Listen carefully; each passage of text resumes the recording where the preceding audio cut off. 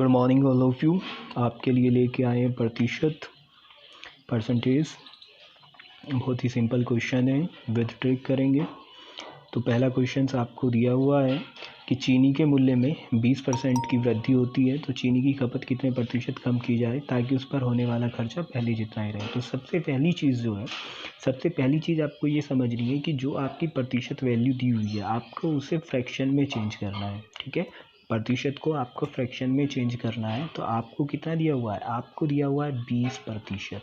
तो 20% की अगर आप फ्रैक्शन वैल्यू निकालें तो आप क्या लिख सकते हैं, इसे 20% हटाएंगे तो नीचे कितना आएगा 100, जिसे आप लिख सकते हैं 20×5 100। तो 20% की जो फ्रैक्शन वैल्यू होती है वो होती है 1/5।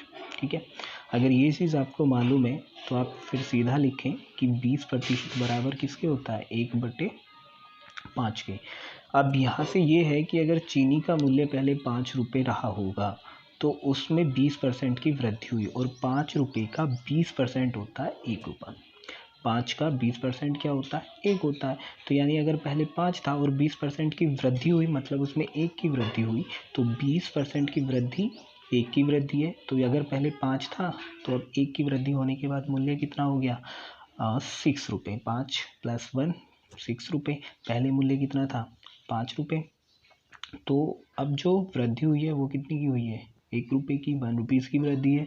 नीचे आप परसेंटेज में बदलेंगे तो ऊपर 100 और नीचे कितना जो मूल्य है परसेंट में 6। काटेंगे तो कितना आएगा 50, इसे काटेंगे तो कितना आएगा 3। तो यहाँ से वैल्यू आपको मिल गई 50/3%, जिसे आप लिख सकते हैं 16 सही 2/3%। और आपका ऑप्शन नंबर 3 हो जाएगा सही।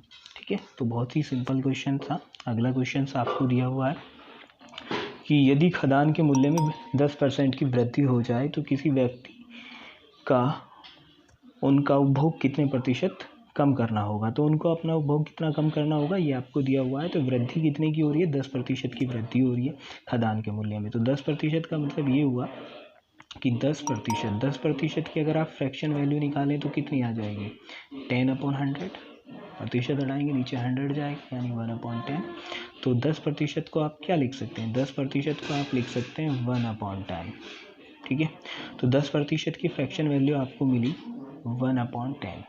ठीक है, अगर खदान का पहले मूल्य 10 रुपये था और उसमें 10% की वृद्धि हुई तो 10 का 10% कितना होता है, 1 होता है। 10 का 10% 1 होता है। यदि पहले 10 रुपये था तो उसमें 1 की और वृद्धि होगी। अब कितने की हो गई, 11 की। पहले कितने का था, 10 का, तो कितने की वृद्धि हुई, 1 की। प्रतिशत में बदलेंगे तो ऊपर मल्टीप्लाई करेंगे 100 से और अपॉन में जो परसेंट है 11। ठीक है, तो कितनी कम कर देना चाहिए उन्हें अपना खर्चा, तो 100/11। तो क्या आ जाएगा यहाँ से 100/11। इसे डिवाइड करेंगे तो 9 से ही 1/11% और ऑप्शन नंबर आपका फर्स्ट यहाँ से सही हो जाएगा। तो सेम इसी तरह के क्वेश्चन हैं सारे। अगर आप देखें 20% की वृद्धि हो रही है, सेम क्वेश्चन है। 25% की वृद्धि हो रही है, सेम क्वेश्चन है। उसके बाद 20% बढ़ रहा है दूध की कीमत, सेम क्वेश्चन है। 15% बढ़ रही है, सेम क्वेश्चन है। उसके बाद क्वेश्चन नंबर 7 में कह रहा है 50% की वृद्धि हो जाती है, खपत कितनी कम हो जाएगी। सेम क्वेश्चन है, फ्रैक्शन में करके आप इसी तरह करेंगे तो आंसर एकदम क्लियर हो जाएगा आपको। इसी तरह 25% की वृद्धि हो रही है, सेम क्वेश्चन है। अब यहाँ पे क्वेश्चन नंबर 9 में कहा है आपने कि 40% कम हो जाता है, इस पर आपको 40% कम दिया हुआ है। तो इस क्वेश्चन के लिए अगर आप देखें तो 40% आपको दिया हुआ है। फ्रैक्शन वैल्यू निकालेंगे वही 40% हटाएंगे तो नीचे जाएगा 100, काटेंगे।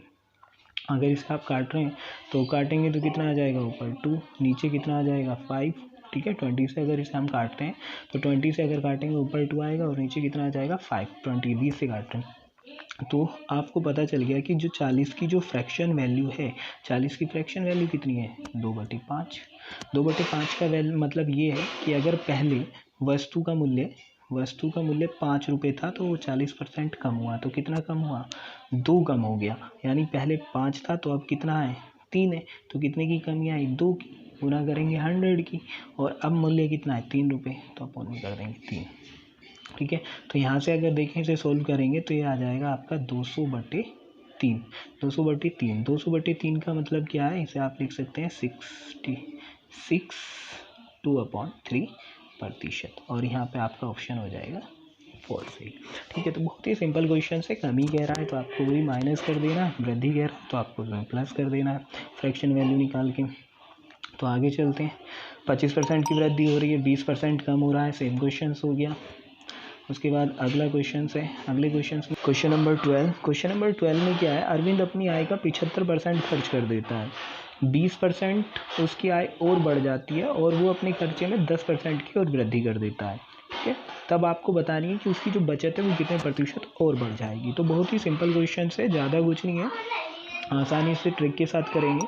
तो ट्रिक के साथ अगर हम इस क्वेश्चन को देखें तो वो कह रहा है 75% उसका खर्चा बढ़ रहा है, तो 75% वो खर्च कर दे रहा है। तो 75% को आप फ्रैक्शन में देखें तो वही 75 अपॉन कितना लिखेंगे, यहाँ पे 100 लिखेंगे। तो अगर ऐसे काट रहे हैं तो यहाँ पे 3 आ रहा है और यहाँ पे कितना आ रहा है, 4 आ रहा है। तो यहाँ से आपको पता चला कि 75% इक्वल होती है फ्रैक्शन वैल्यू 3/4। ठीक है, अगर 4 का 75% आप निकालें तो कितना आएगा, 3 आएगा। यदि उसकी सैलरी 4 रुपये थी, 3 रुपये वो खर्च कर रहा था और 1 रुपया वो सेव कर रहा था। अगर हम यहाँ से देखें फिर से तो हमें क्या मिलेगा कि उसकी सैलरी कितनी, 4 रुपये, खर्च कितने कर रहा है, 3 रुपये, सेव कितने कर रहा है, 1 रुपीज़। अब जो आय है ये वाली उसकी 20% बढ़ गई, ये कितना बड़ा खर्चा, 10% बढ़ गया, और सेविंग मान लीजिए उसने एक्स करी। अगर हम यहाँ से देखें तो कितना हो गया, अभी सैलरी उसकी 80%। ठीक है, खर्चा कितना हो गया अब उसका, 30%। तो अब अगर देखें सेविंग कितनी बढ़ी, 80 माइनस 30, 50%। आसान क्वेश्चन है, तो 50% इसका आंसर हो गया क्वेश्चन नंबर 3, ऑप्शन नंबर 3 लग जाएगा। ठीक है, तो इसी के आगे देखते हैं, अगला क्वेश्चन देखते हैं। अगला क्वेश्चन क्या कह रहा है, 50% की वृद्धि होती है, सेम क्वेश्चन। 25% की वृद्धि होती है, सेम क्वेश्चन। क्वेश्चन नंबर 15 है, क्वेश्चन नंबर 15 देखें ध्यान से। क्वेश्चन नंबर 15 में कह रहा है, किसी वस्तु की कीमत 21% की वृद्धि करने पर कोई व्यक्ति 100 रुपये में 3 किलोग्राम अधिक वस्तु खरीद सकता है। तो 21% की वृद्धि होती है। तो इस क्वेश्चन को आप जब भी करेंगे तो इसमें सबसे पहले यहाँ पे लिखेंगे रेट,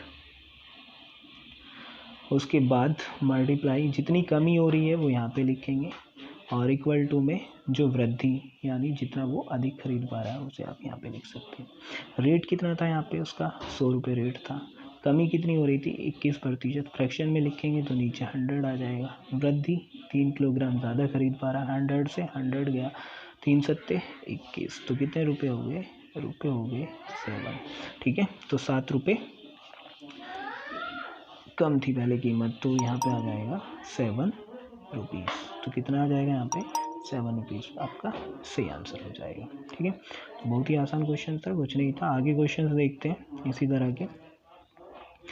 हाँ, जल कर में जो है 20% की वृद्धि और फिर 20% की कमी हुई। इस तरह का क्वेश्चन आप जब भी करते हैं तो आपको सीधा पता है, फॉर्मूला होता है A+B अपॉन 100। ठीक है, इस फार्मूले के साथ आप करते हैं तो सीधा सीधा है। अगर वृद्धि हो रही है तो आपको पॉजिटिव साइन लेना है, और अगर कमी हो रही है तो आपको नेगेटिव साइन लेना है। विद साइन के साथ चलेंगे आप। तो 20% की क्या हो रही है, पहले वृद्धि, तो 20% वृद्धि रखेंगे प्लस में। फिर क्या हो रही है, 20% की कमी हो रही है, तो यहाँ पे 20% माइनस रख देंगे, फिर प्लस रख देंगे, फिर 20 रखेंगे, मल्टीप्लाई में -20 रखेंगे, और अपॉन में कितना कर देंगे, 100। तो ये 20 से तो 20 कैंसिल हो जाएगा, इन दोनों की मल्टीप्लाई होगी, तो मल्टीप्लाई करके क्या आ जाएगा, ये माइनस का 400, माइनस का क्या आएगा, 400। तो माइनस का आएगा आपके पास 400, और नीचे क्या आपके पास 100, इससे ये कैंसिल आउट, तो माइनस का 4। माइनस साइन आपको बता रहा है कि 4% की क्या हो जाएगी, कमी हो जाएगी। तो 4% की कमी, यानी ऑप्शन नंबर 2 इसका सही आंसर हो जाएगा। उसके बाद x% बढ़ाया जा रहा है, सेम क्वेश्चन है। इसके लिए आप जानते ही हैं कि x% अगर बढ़ाया जा रहा है तो क्या ऊपर x और नीचे कितना 100 प्लस x और मल्टीप्लाई 100 होता है। ये वही सेम क्वेश्चन है।